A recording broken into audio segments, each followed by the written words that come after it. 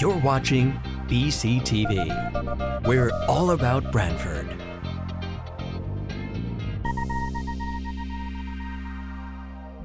You're watching BCTV, Branford Government Television, a service of Branford Community Television.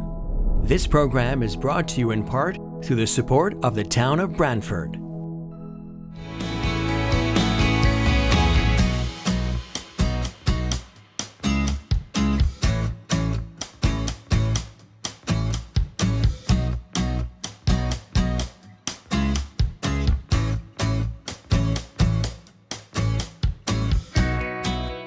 Let's call this meeting of the Branford Planning and Zoning Commission to order. It is Thursday, November 21st, 2024, and I have about 7:02 p.m. We'll start by introducing members of the commission and staff. Commission member Joe Chadwick. Joe, are you here? Joe Chadwick is present. Thank you, Joe. Fred Russo. Fred, are you here? Fred Russo, present. Marcy Pelusi. Marcy, are you here? Marcy's here. Sharon Hutner. Sharon, are you here? Sharon Hutner is here. Thanks. And I understand that Joe Viuzzo and Massimo are not here. Is that correct, Evan? Yes, that's correct. Okay. Our staff this evening is our assistant planner, soon to be interim planner, Evan Brining. Evan, you're here. Here. And Michelle Martin, we see you. Usually you're just lurking, but we see you now. So our clerk recording secretary. I'm Chuck Andrews, chair. I'll ask Fred to read the notice of public hearing. Okay. Legal notice, Town of Branford. The Planning and Zoning Commission of the Town of Branford, Connecticut hereby gives notice of public hearings to be held on Thursday, November 21st, 2024 at 7 p.m. by remote technology to consider the applications listed below. Information regarding how to participate in the public hearings will be provided on the Commission's meeting agenda that will be posted on the town's website at least 24 hours prior to the meeting. Application number 24-7.5, special exception for grading, section 6.8 for a single family residence located at 38 Howard Avenue, Charles Watts, applicant and owner. Application number 24-9.7, special exception for an accessory structure located at 6 Buena Vista Road, Phil Sullivan, applicant and owner. Application 24-10.1, special exception for an accessory structure garage located at 21 Burr Street, Melinda Formica, applicant and owner. Application 24-10.5, special exception for an accessory apartment located at 43 and 49 Summer Island Road, Madison, Cassesi, applicant and owner.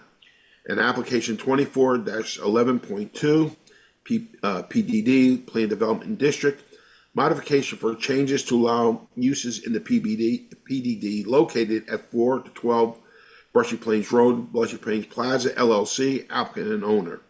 At said hearings, all persons will have the right to be heard. Copies are on file in the Planning and Zoning Commission's office at the Planning and Zoning Department, 1019 Main Street, Branford, Connecticut, 06405.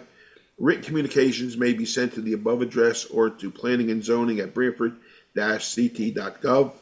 Branford Planning and Zoning Commission, C. Andres, chairperson. Chuck Andrews, thank you, Fred. You're welcome. We'll follow our normal format for public hearings, which is the applicant goes first, makes its presentation. You can do screen sharing, use any individual or consultants make the presentation. After that, we turn it over to the commission staff, typically hear a summary of a staff report, reviewed it for us, open it up for questions or comments from commission members. After that portion is done, we open it up to the public, and I'll ask Evan to explain in a little bit how to go about participating in this Zoom public hearing, if you're a member of the public.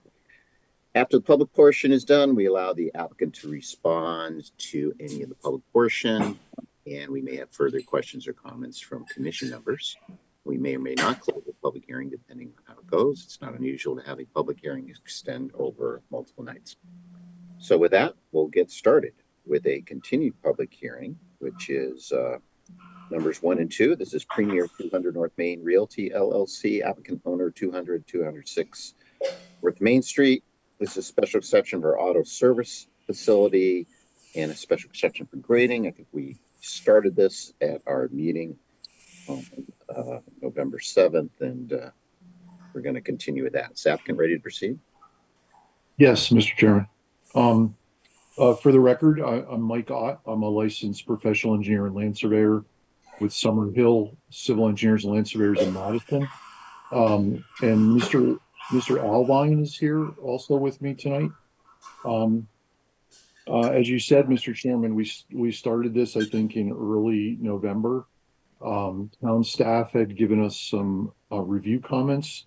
I believe we've addressed them all. I've been communicating with Evan, and I'm quite sure that Evan can confirm, but I'm quite sure that we've addressed his review comments. I think if the commission remembers, probably the major comments were that we designate 10 parking spaces on the site plan to be used for employees and visitors. We've done that. I could share my screen and show the commission. And I think that the other big comment was that we get some advice from a landscape professional regarding the landscape plan, and we've done that, and we revised the landscape plan per that advice. We also made some modifications to the exterior lighting photometric plan, which we've submitted to Evan also. So I'd be glad to, if the commission would like, I could share my screen and show you those changes, if that makes sense, or answer any questions that you might have. Certainly, Mr. Ott, if you think that would be helpful, please go right ahead. I assume it won't take too long, so sure. Okay. Yeah, I'll try to make it quick.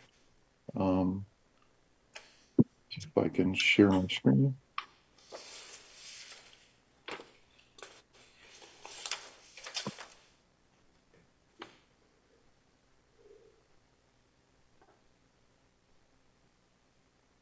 Okay. Can the commission see my screen now? Yes. Okay. So I'll just scroll down into the general site plan and zoom in a bit and show the commission. These are, if you can see my cursor moving, these are the 10 parking spaces that we've designated on the plans for employees and visitors. Let me zoom back out, and I'll scroll to another plan where they're actually labeled that way on the plan. This is probably a lot clearer. So those are the 10 spaces that we designated. And the landscape plan, if I can zoom back out, wrong way. This is the revised landscape plan. We've added a planting bed along the western side of the building, if the commission can see my cursor moving up and down. We also added these gray shaded areas that you see along the North Main Street frontage or planting beds. We've added those and changed some of the plant material per the landscape architect's advice.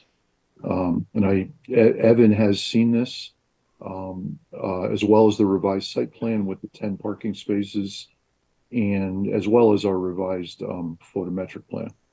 And I believe, as I said earlier, I believe we've addressed all of the comments, but I'll of course let Evan confirm that for you. Chuck Andrews here. Thank you, Mr. Ott. Evan, do you want to review your staff report with us?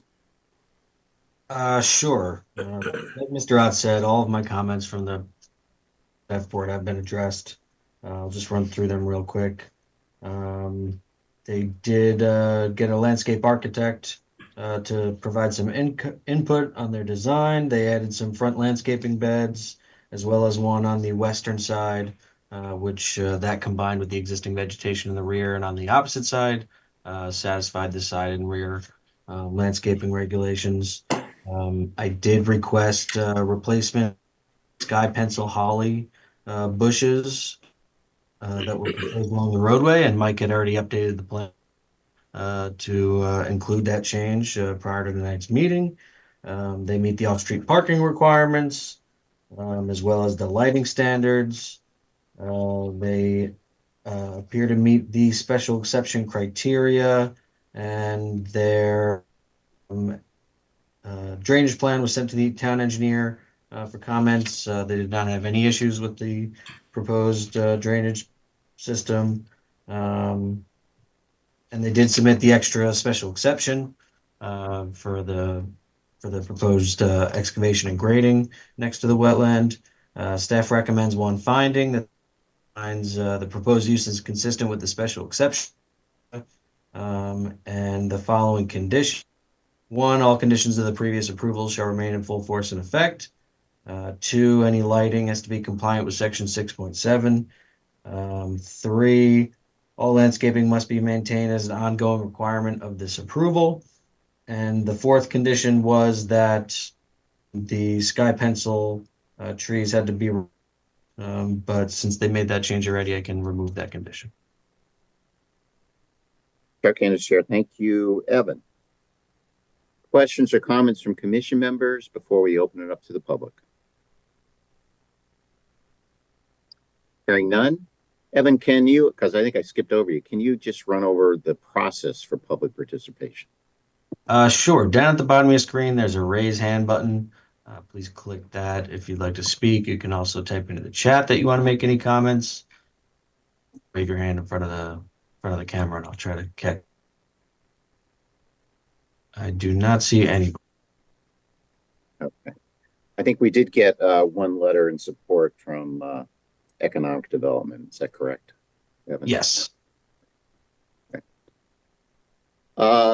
Okay, so it doesn't look like there are any public comment. Are there any additional comments by the applicant? No, I don't think so, Mr. Chairman. Okay. Any additional questions or comments from commission members or staff? Nope. Hearing none, then I think we can close these items as a public hearing. Maybe we'll take it up later. These are again items number 1 and 2. So thank you very much, Mr. Ott. Thank you very much. Brings us to item number 3 on our agenda, which is Charles Watts, applicant owner, 38 Howard Avenue, special exception for grading single-family residence. My understanding, Evan, on this one is that we're going to open this public hearing and continue it to our December 19th meeting. Is that correct? That's correct. Okay. So if you're here on that one, that's item number 3, 38 Howard Avenue. We are simply opening this without testimony, and we'll continue it to our December meeting, which is on December 19th.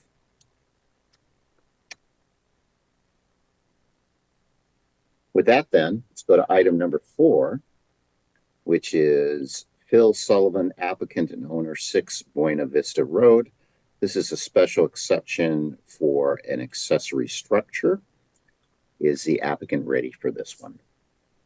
Good evening, Jim Preddy, Criscolo Engineering, 420 East Main Street in Branford, representing Phil Sullivan and Jennifer Costco Sullivan. I'm going to share my screen. Let's see if I can get to this. You see the map, hopefully? Yes. Okay, so this is the existing residence at 6 Buena Vista. What we're looking to do is construct this proposed barn here. It is under the 750 square feet, but it is a little more than the 15-foot high. This is not unlike many of the applications I brought in the last few years. They're looking for additional storage space, so there's a second floor unfinished space that with a stair in the back for access. As you can see, we have kept it behind the building as normally required for an accessory structure, and we've been able to tuck it into the corner of the setback so that we didn't need any variances. For the structure, we went to the Stony Creek Architectural Review Board, and they had a couple of minor suggestions about, the color of the canopy matching the porch canopy, which was already in the works. This is, again, similar to other applications we brought forward. I know next door at number 10, we got a special exception for the height of the garage there. And over here, this other adjoiner, you folks approved the special exception for a barn structure there that's actually quite a bit higher than this one. We do have the plans, so you can see this is what the building's going to look like. There's a kind of a rendering type thing of it here, and we are 20'7", where the 15-foot is allowed by right. And that's more or less it. Thank you, Mr. Preddy. And I assume this is not for human occupancy. It's just a accessory structure. That's correct. Right. Okay. Are there, Evan, do you want to review the staff report with us? Start with that. Sure. This is before us because the accessory is 15 feet in height. I believe it's 24 feet. They meet the bulk requirements of the R4 district. They meet the off-street requirements. Any lighting will have to be compliant with section 6.7. Based on the application materials, it appears they meet the special exception criteria. They appeared before the Stony Creek Architectural Review Board on November 6th. They issued a positive recommendation on conditions. Any future mechanical equipment in the rear of the proposed structure. Board and batten siding shall be used on the front and western side of the accessory structure as depicted on the submitted elevations, and all lighting shall be night sky compliant. I put that into a condition of this approval. I also proposed one finding that the commission finds the proposed use is consistent with the special exception criteria, along with the following conditions. One, this exclusively applies to the construction of a detached garage that includes a second floor, an accessory apartment or additional unit. No change in use from the approved single-family home is a part of this application, and the addition of any units or an accessory apartment would need to be approved by the Planning and Zoning Commission. Condition 2, prior to the start of construction, erosion control will be installed, and any additional measures varied by the zoning enforcement officer. Condition 3, any lighting has to be compliant with section 6.7, and per the positive recommendation of the Stony Creek Architectural Review Board, any mechanicals have to be screened. The board and batten has to be used on the sides of the structure it was proposed in the elevations, and all lighting has to be night sky compliant. Great. Chuck Anderson here. Thank you, Evan. Questions, comments from anyone before we open up to the public? I hate to be that guy, but just in the interest of disambiguation and editorial consistency, it's a board and batten is a batten, as in batten down the hatches, as spell checker, the AI and the word processor took over. It wrote down baton, which is, kind of goofy if you're really looking at what it is. So it's a minor change. It's totally editorial, but I couldn't let that go. Sorry. That might have just been me. We forgive you, Joe. Where is that? Is that, I assume it's one of the conditions? There are two mentions of it in there, in the conditions and in the section after the Stony Creek Architectural Review Board and batten siding. And it's batten down the hatches, 2 T's, EN, as opposed to a ceremonial stick that you throw up in the air if you're a drum majorette. Won't happen again. No, I like I said, I hate to be that guy, but it's yeah. We need at least one of us to be that guy, and I'm glad it's not me. Okay. Anyone else have any comments before we open it up to the public? Hearing none, then let's open it up to the public. Does any member of the public wish to comment? And looks like Evan. Looks like somebody's raising their hand. Yes, Mr. Hayden. Yeah, this is Chuck Hayden. We live on 214 Thimble Island Road, and we border the property there, and we have no objection to the structure that they're proposing. So we're it's fine with us. So. Chuck Anderson, thank you, Mr. Hayden. Other members of the public wish to comment? See anyone, Evan? I do not see anybody. Okay. I guess we can close the public portion. Mr. Preddy, you got any additional comments you'd like to make? No, sir. I think I'm all set. Okay, any other questions or comments from commission members or staff? Okay, then hearing none, then I guess we can close this matter as a public hearing. And again, this may be something we can take up in a little bit. Thank you, Ms. Preddy. So then that brings us to item number 5, which is Melinda Formica, applicant and owner for 21 Burr Street. This is a special exception, another accessory structure garage. Is the applicant ready to proceed? Yes, me again, Jim Preddy, 420 East Main Street, Branford. This is a similar situation. I will, let's see, let's get to the share. Hopefully you're looking at the map again. This is kind of a very unique lot on the corner here. They have very little frontage and basically ledge kind of outcropping all around here. There was very little opportunity for this house to build a garage, so we had to get a couple variances. There were some variances for this deck that was approved, and some variances for the garage, which included its location with regards to the sideline and the fact that it is not behind the house. But it is the same thing as the last one. We were under the 750 square feet, but we were a little bit over the 15 feet high. And so we're here for a special exception for the height. Chuck Anders, Chair. Thank you, Mr. Preddy. Evan, you want to review the staff report with us? Sure. Like Mr. Preddy stated, another structure in height. They received a number of variants. BA on September 17th. They meet the parking requirement. Based on the application materials, it appears that the special exception criteria are satisfied. Staff recommends one finding that the use is consistent with the special exception criteria, along with the following conditions. This approval exclusively of a detached garage that includes a second floor, not to be an apartment or additional unit. No change in use from the single-family home is a part of this application, and the addition of any units or an accessory apartment will need to be approved by the commission. Condition 2, prior to the start of construction, erosion control measures shall be installed, or any other additional measures deemed necessary by the zoning enforcement officer, and any lighting has to be compliant with section 617. Chuck Anders, Chair. Thank you, Evan.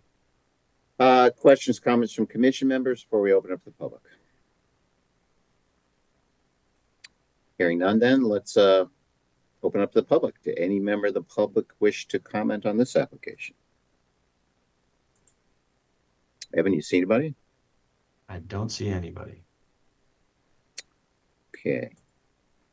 Okay, then I guess we can close the public portion. Does applicant, Ms. Preddy, any further comments? No, all set. Thank you. Any further questions, comments from commission members or staff? Nope. Hearing none? Well, none? Okay. Then we can close this matter as a public hearing and hopefully take up a little bit. Thank you, Mr. Preddy. Thank you. Brings us into item number 6, which is Madison Cassese, I guess, 43 and 49 Summer Island Road. Special exception for an accessory apartment. And I understand the request here is that we open and continue this matter, Evan. Does that sound right? That's correct. Okay, so we're going to open and continue this matter. If you're here on that one, we'll continue to our next meeting, which again is on December 19th. Is that correct, Evan? Yes. That is okay. So we will continue item number 6 to our December 19th meeting. It brings into item number 7, which is Brushy Plain Plaza LLC, 412 Brushy Plain Road. It's a PDD master plan modification. Is the applicant ready to proceed on that one? I do not see the applicant.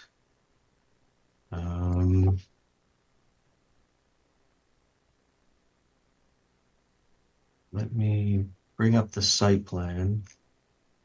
Who is the applicant? Tim Lee is the applicant. Oh, Tim Lee. Okay.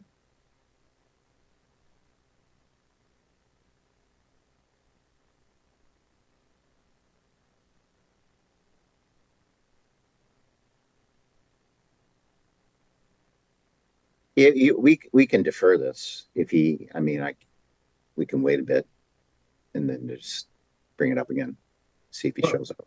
Give him a little bit. All right, I can reach out to him as well. Okay. Okay, then, while we're waiting, maybe we can address some of the items where we've had public hearings. First one was items number 1 and 2. Again, this is the special exception for the automobile service facility and 206 North Main Street, special exception for grading. Again, this is the premier applications. Evan, are you going to pull up that staff report?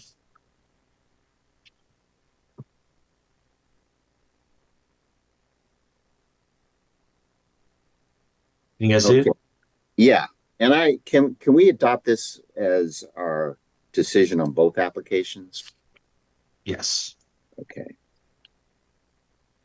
Okay, does anyone have any questions? We kind of went through this at the public hearing. Again, we opened it. There was questions. I think we recommended, because we're big on landscaping, that they get a landscape consultant. They did that. They made some changes. They filled in some details about the employee parking. I think those are the 2 outstanding items. There's letters in support. Any comments from anyone? Commission members on this? If there aren't any, does someone want to make a motion that we adopt the staff recommendations, again, the findings and the decision? Did you need to delete item number 1 under there because they already did that, or what? Yes. Okay, so it's delete condition 3 because they already fixed that one. So it's oh boy. The and you had to get the renumbering right. So the motion would be to approve the applications, both the applications, the special exception and the special exception for automobile service facility and the special exception for grading, by adopting the staff recommended findings and conditions. Again, there are 3 of them. We got those renumbered correctly, and 4 is deleted as presently presented to us on the screen in front of us, which is also the same as was sent to us in our staff report, except we deleted number 3. So I want to make that motion. Chadwick will make that motion. Motion to approve by Joe Chadwick. Is there a second? Marcy will second. Second by Marcy. Any further discussion? And it looks like everyone's voting. Sharon, you're voting tonight. No further discussion. All those in favor? Joe Chadwick? Joe Chadwick will make that. I'm in favor. Okay. Fred? Fred's in favor. Marcy? Marcy's in favor. Sharon? Sharon is in favor. And the chair is also in favor. So that application is approved. Any progress with Tim Lee, Evan? No, don't have a cell number that I could reach out to him. Yeah, I'm sure his thing is done. Okay, well then let's move on to the next one, which is item number 4. This was 6 Buena Vista, the first of our oversized accessory structure. Are you pulling that one up, Evan? Yes. Okay. And took care of that spelling error. Okay, again, fairly straightforward, no public. Oh, I think there was one comment in favor, actually, or in support or no objection. Fairly minor here. If no one has any comments, does someone want to make a motion to approve the application by adopting the staff recommendation, findings, and condition as corrected? Fred Russo will make that motion. Motion by Fred to approve. Is there a second? Chadwick seconds. Second, Joe Chadwick. Any further discussion? All those in favor? Joe Chadwick? Joe Chadwick is in favor. Fred Russo? Fred Russo's in favor. Marcy? Marcy's in favor. Sharon? Sharon is in favor. And the chair is also in favor. So that application is approved. Let's move then to the next one, which is our public hearing number 5. This is Melinda Formica, 21 Burr Street. It's another special exception for an accessory structure. Evan, can you pull that one up? Whoops.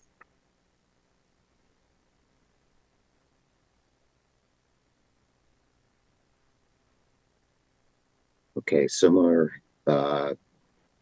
Looks like there was no public comment on this application. It appears that it satisfied the regulations and fairly minor application. Does anyone have any comments? And if not, does someone want to make a motion to approve the application by adopting the staff recommended findings and conditions in the staff report that Evan is presently displaying in front of us?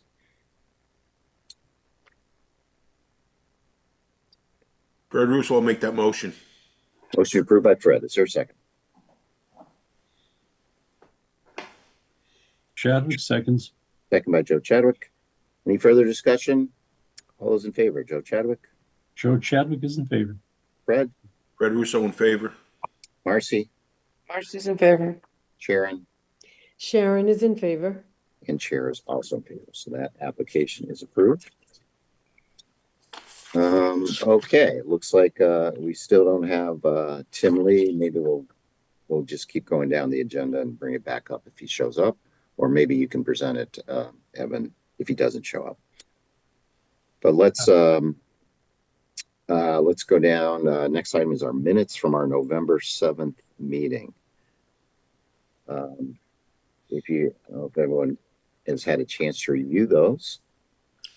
And if so, does someone want to make a motion with respect to the minutes of November 7th?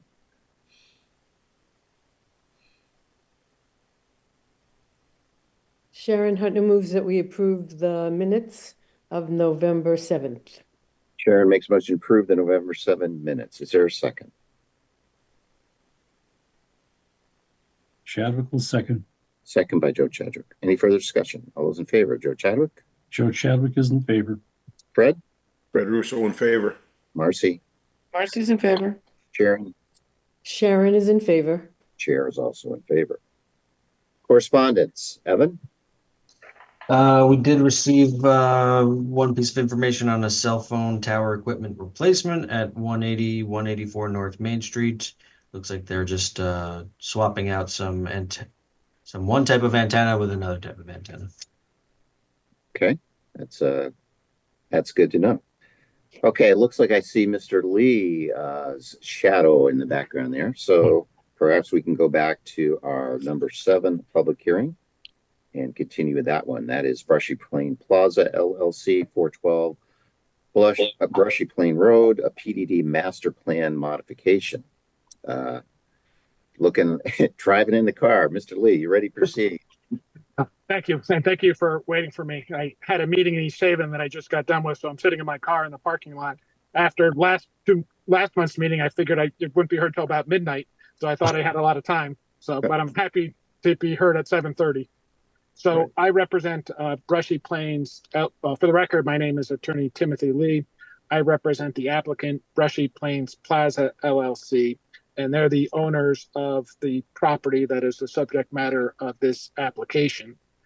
The Brushy Plains is a Bigliotti family entity, and in 2010, Bob Criscolo, the engineer, submitted an application to create a PDD on behalf of Brushy Plains that would allow for some residential units and then ultimately some commercial units. It'd be a mixed use development.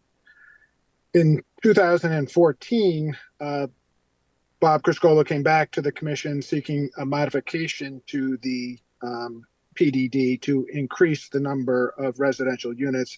Ultimately, the number of residential units, well, some of the commercial space would become residential. Planning and Zoning Commission approved the PDD in 2010, and they approved the amendment to the PDD in 2014. For whatever reason, the number of residential units that currently exist on site are 71, and that does not match the number that was in the PDD in 2010 or what the amendment in 2014. And for the life of me, we cannot figure out why it doesn't match. And this came to light because the Brushy Plains was trying to do a refinance of the property. As part of the refinance, the bank's council had to do the zoning due diligence. They went through the town records and they determined that the PDD allowed for either 64 or 68 units, but there were 71 units that are being residential units being occupied. So the lender asked us to go back to planning and zoning to seek a modification of the PDD. So that's what we're here doing tonight. And the history of the PDD is unclear as to how many units were ultimately approved by P&Z. However, I will say the town has issued COs for 71 units. So I just want to be clear, this is not a case where the applicant snuck in extra units that were not permitted. For whatever reason, the applicant went through the process. They initially went through zoning. When zoning approved it, they went to building. They built out 71 units over the course of that time. They received building permits for the 71. Well, there were some units that were existing. They received building permits for the additional units, and they received COs for the additional units. So there are 71 units with COs at this particular property, but the zoning doesn't seem to correspond to that 71 units. So the purpose of our application today is to seek an amendment of the PDD to officially allow in the text of the PDD for a total of 71 residential units, which will match what exists on the site today and what my client has COs for. We're not seeking any additional units or any additional development at the property. We're just trying to clear up this clerical error so that they can go ahead and refinance the property. Chuck Candace, Chair. Thank you, Mr. Lee. So is it an application to amend the PDD master plan? What about the site plan? Is that, is that okay? Or the site plan is okay. It's the same site plan that was approved in 2014. It's just the authorizing language in the PDD text mentions either, it's a little confusing, either 64 units or maybe 68 units, but there are 71 units that exist. So we're seeking that amendment to allow the 71 units that exist to be reflected in the language of the PDD. Okay. Evan, you want to review the staff report with us? Sure. Like Attorney Lee had described for us, somewhere the exact number of units that this PDD was approved for got lost. They lost track of that number. Between 1985 and 2014, there was a number of special exception approvals for different amounts of units to be approved, sometimes subtracting some units, sometimes adding some. But they've had a mix of commercial and residential uses on this property for a number of decades. They're now seeking to legalize that final number of 71 residential units. This is a modification master plan uses, and so it is follow the zoning map amendment procedures from section 910. The application was referred to the town sanitarian, the police commission, fire marshal and town engineer. We did receive responses from the police commission, fire marshal and town engineer, all who had no issues with the proposed change. There are no specific references to the plan of conservation development related to this change. Since the review process for this application is the same as that zoning map amendment procedure, the commission is required to find that the proposed amendments to the zone are consistent with the comprehensive plan. This consists of the zoning regs and the zoning map, the history of how they're developed, and the pattern of development created by them. The applicant, like I said, is coming in to change that number of units from 64 to 71. They meet the parking requirements required for that. Staff does not have any concerns about the proposed amendment. and the commission may approve the application as is or with modification. In either case, the commission must find that it has considered the plan and development, and this decision is in accordance with that comp plan I mentioned. And an effective date for the amendment might need to be established. Staff recommends an establishment date of December 1st, 2024, and including the following findings and conditions. Just one finding, that the commission finds that the proposed modification to the PDD at 420 road uses as proposed in this application are consistent with the section 5.4 of the zoning regulations, section 910F of the zoning, the comprehensive plan of the town of Branford, and the 2019 plan of conservation and development has been considered in the rendering of this decision. And one condition, that all previous conditions of approvals shall remain in full force and effect. Thank you, Evan. Questions or comments from commission members or staff before we open it to the public?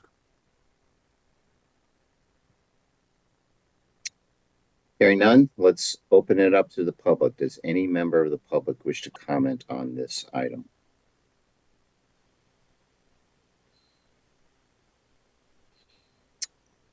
Okay, you don't see anyone, Evan, right? I do not see anybody. Okay. Mr. Lee, do you have any comments? No, I don't. I appreciate the indulgence, and hopefully this helps clear up the confusion. Okay. So we appreciate that. Evan's been great over the last month to try to figure this whole thing out. So we appreciate his help, and we ask that you approve the modification. Okay, and you're good with the findings. There's a condition. Is that okay with the text amendment? Or whatever. It's close. Yeah. We're not opposed to it. Okay. Okay, it just says that all previous conditions remain in effect. Okay, then I think any other further comments from commission members or staff? Hearing none, we'll close this matter as a public hearing. Thank you very much, Mr. Lee. And I think we can take it up since that's where we are in the agenda. So are there anyone that has any comment on this proposed amendment to the PDD? It looks like something just got lost, and the idea is to make it legal so that they can get their refinancing, is what it sounds like. So the bank can have a nice security interest. So anyone have any thoughts about this one? And if not, does someone want to make a motion? Everyone want to pull up the staff recommendation? Sure. Fred Russo will make the motion. I think it's a no-brainer. Okay, so you're going to make a motion to approve the application to amend the PDD master plan for Brushy Plain Plaza by adopting the finding and condition with an effective date of December 1, 2024. Is that right, Fred? Correct. Okay, so Fred made that motion. Is there a second? Chadwick will second. Second by Joe Chadwick. Any further discussion? All those in favor, Joe Chadwick? Joe Chadwick is in favor. Fred Russo? Fred Russo is in favor. Marcy? Marcy's in favor. Sharon?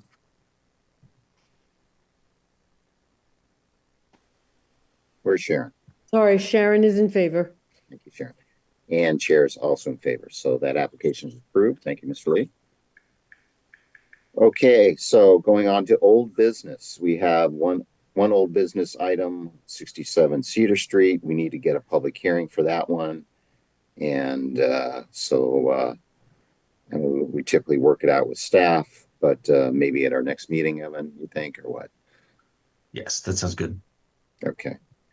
And then we have two items of new business. And again, with those just came in, we will need to set, at least for item number 2, a public hearing. The 3-lot subdivision may or may not need a public hearing, but you've got to review that one further and send out some legal notices, right, for that one. So That's correct. Probably looking at January for that, because we got to get the time period filed. So then that brings us then to other business. Item number 1 is the subdivision financial guarantee bond establishment. This modification of the previously set amount that was never posted for 175 Cherry Hill Road. I know this was at the end of last meeting around midnight, and we deferred it. And since then, I think, Evan, you did send out a memo on that. Do you want to review that with us? Sure. So application established on July 20th, 2023 in the amount of $812,030.33 for the completion of street improvements, public utilities, and other requirements. The applicant then modified the approval to change to conditional approval, no financial guarantee provided, and the signature block on that stated no lot shall be sold and no certificate of will be issued until the improvements and other requirements are complete or financial guarantee has been provided. The applicant is now requesting a bond reduction based upon completed site work in the amount of $609,787.50, totaling the new bond amount to be $202,242.80. Staff recommends a reduction. We've had the town engineer or the engineering department look this over as well. And based on the submitted request, approval of town engineer. And yeah, that's about it. I don't know if Tim and Zach maybe want to weigh in. Tim Lee, on behalf of the applicant. No, I think Evan pretty much summarized it at all. My client completed the majority of the subdivision approvals without posting a bond, as he's allowed to do under the changes to the state statute.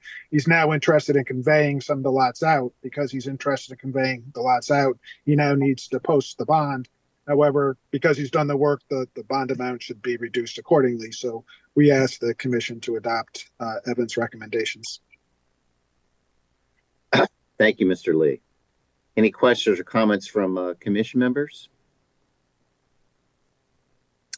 Hearing none, then does someone want to make a motion that we establish a bond? I guess we're not reducing it because it was never actually filed, but a bond in the amount of $202,242.80 as recommended by staff and the town engineer.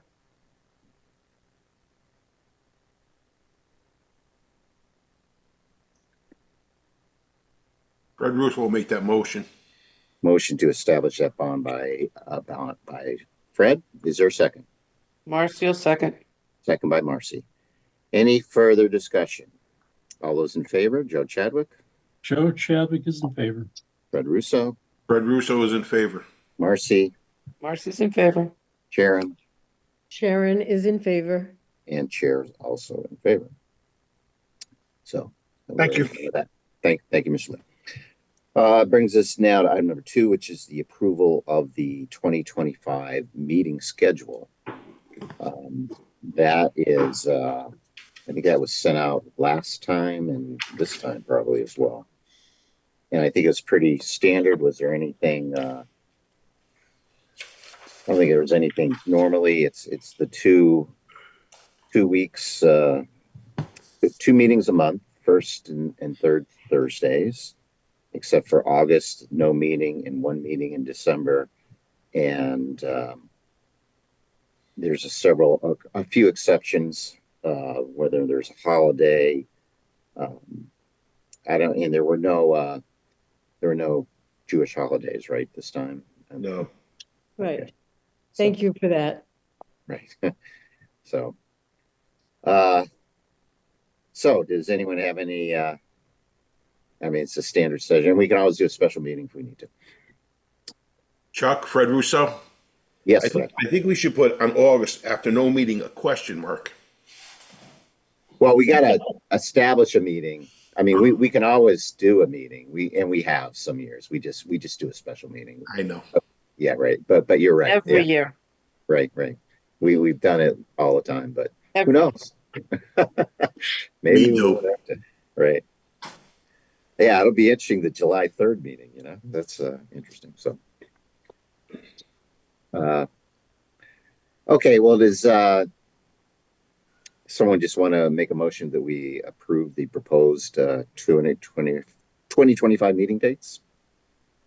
Sharon Hutner moves that we approve the 2025 meeting dates. Motion made to approve by Sharon. Is there a second?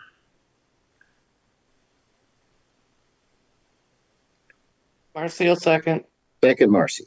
Any further discussion? All those in favor, Joe Chadwick, Joe Chadwick is in favor. Fred, Fred's in favor. Marcy, Favor. Sharon, Sharon is in favor. and Chair is also in favor.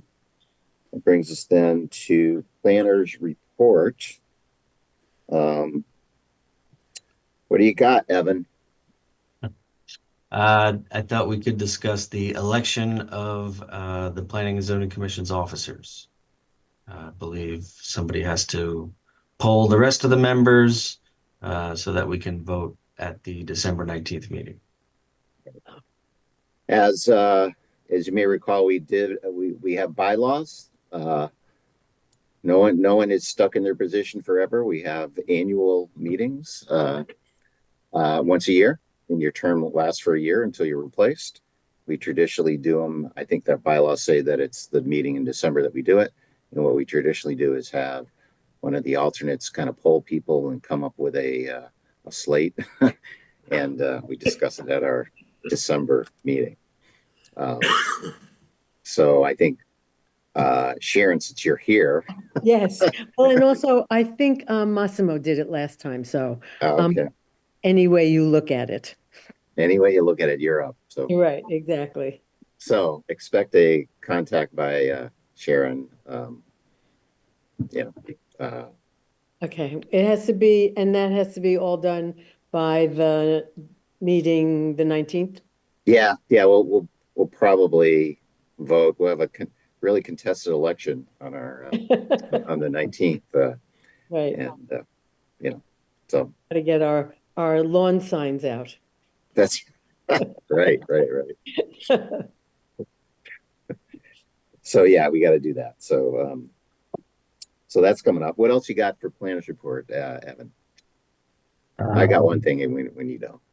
But Yeah, do you want to take it from here? sure, I'll take it from here. I did get an email from our first selectman requesting that we appoint Evan Brining as our interim town planner, because right now there's Harry is no longer, he'll be here part-time in some capacity, but he's not full-time, and it would not be in a town planner official position. We don't have a town planner. I think there is a search committee out there, and HR is out doing something, but nothing's there. So in the meantime, we want to give best authority for Evan in this. Doing it anyway, but it's always good to have the authority in case anything ever should have come up. So the motion would be that someone make a motion to approve Evan Brining as our interim town planner. Fred Russo will make that motion. Motion by Fred. Is there a second? Chadwick seconds. Second, Joe Chadwick. Any further discussion? All those in favor, Joe Chadwick. Joe Chadwick is in favor. Fred. Fred Russo is definitely in favor. Marcy. Marcy's in favor. And Sharon. Sharon is in favor. And Chair is also in favor. So, anything else, Evan? That's it. Okay. Speaking of Harry, he did give me some. We are going to. The plan was to go out to dinner with him. I sent him an email. He gave back some dates, and I asked Sharon to help me out since we were talking together. And unfortunately, it's a tight time of year, and the dates weren't good. So I've asked Harry for some additional dates. It may actually be, I don't know, may end up being in January just because it's kind of difficult. But that's still something we intend to do. So, we would invite also the alumni, John Lust and Paul, I think, as well as staff. And the thought would be to go at, we can talk further, talk to where do you want to go? And, someplace where we can get a table for whatever, 10 or 12 or whatever we end up being.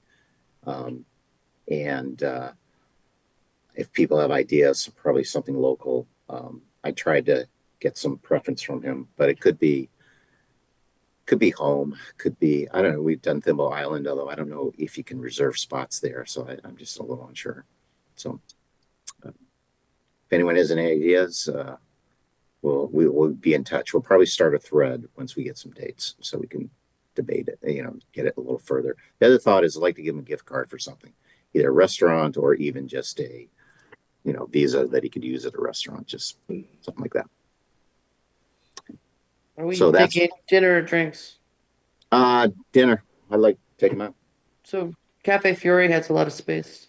Right. Yeah. I had mentioned that. And, he's just, because I think that is, it's a nice place. Great But food. he said, and it's great food. But he said, well, I'm not that crazy about Italian. So I said, Well, there goes Lamonico's.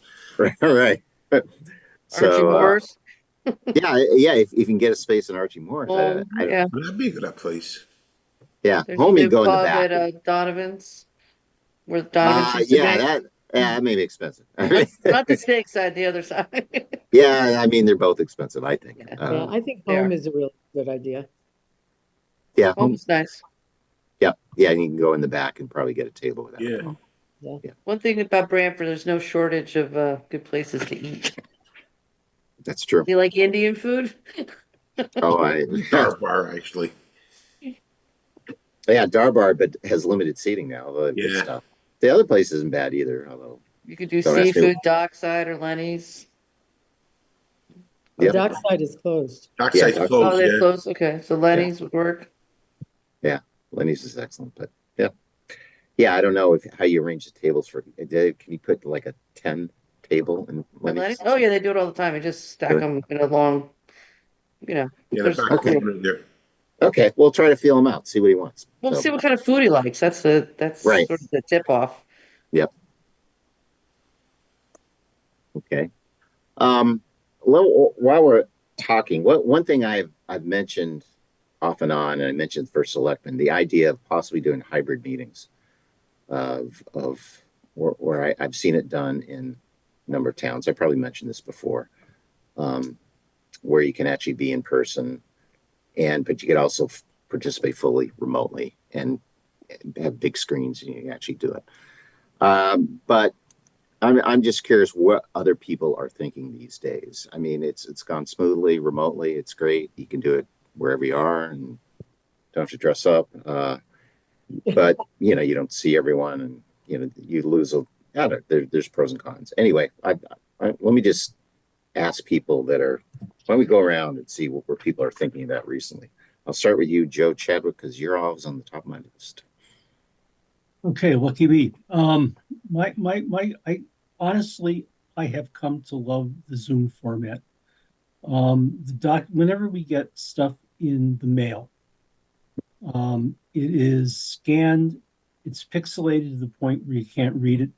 In the middle of a meeting, I can put something up on a screen. I can blow it up as far as I can. I can see it. I don't have to have any ambiguity on what the material is I'm looking at. When we have an in-person presentation, we are never getting presented directly to. If there's a fine point on the drawing I want to see, it's like I'm not going to see it. And I can just be a total pain in the behind saying, now what's that again over there? And here I could just zoom into the screen and look at it. And I could, satisfy myself of whatever content is there. This does not happen in a public meeting. And if it was a public meeting and we had the material that's distributed to us by staff, it's always, I said, scanned, it's pixelated, it's very difficult to see detail. So to the extent that I feel better informed working off of a screen, and in my situation, I'm still set up here from when I was working at home in the pandemic, so I've got 3 screens. So I've got, text, graphics, and FaceTime going on at the same time. This is perfect for me. Granted, it does not. We do not have the sort of pressing the flesh and checking the mood of the population. But as far as cold calculated looking at drawings, understanding what the drawings are, checking the new information that came in. This is perfect for me. Great. Thanks, Joe. I appreciate that. I will say one thing. Feel a little sorry for Joe Bayuzo because I think I think he's kind of on the other end where Totally, yeah. he just like no, that's why I was thinking maybe a hybrid or something where he could, you could still work at home, and where I've seen hybrid work is where they also have a screen and it's a decent screen, so you actually project stuff on a screen, but you could still be there. But yeah, but no, those are all great points, Joe. Fred, what are your thoughts? Well, I would say that if you're going to doing a hybrid format, the one problem I see is that you're going to have some people live and other people on screen, and it would just seem that as a commission, we should either all be there or we should all be at the same place. So, as much as I like the concept of being hybrid, I think the what it projects to the public is some people are not that interested to come to the meeting. There's other reasons why people may not be able to be at that meeting. So I think I kind of agree with Joe, but my reason for liking the Zoom meetings is because we get to see who's in the audience. When we're in front of the audience, we're not that, there's no sign-in sheet, but I always make a note to look at the participation of who's there. And so you already got names, you've got faces. That makes it a little bit more familiar, and it just seems that it becomes I don't know, maybe more business-like this way. People have. It just seems that those that come up to speak are more concise in what they have to say. Often, when they're at in a public hearing, they can go on and on and on, and often, three people say the same exact thing, and it's just a consumption of time that and time is valuable. I mean, we stay up sometimes very late to see these meetings through. So I think, as much as I like the idea of a hybrid meeting or even a face-to-face meeting, an all-live meeting, I think in the end, the Zoom meeting still probably accomplishes more than the other two options. Great. Thanks, Fred. Marcy? As much as I miss you guys live, I'm much more comfortable at home.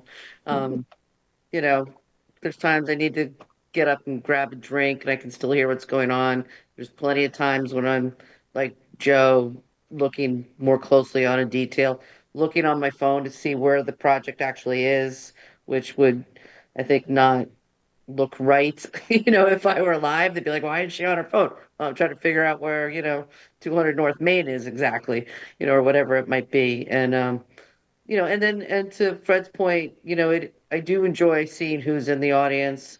I do think in some ways, if the public's technologically comfortable, which isn't always the case, I think that it's less stressful for them than to stand up face to face like they're doing public speaking.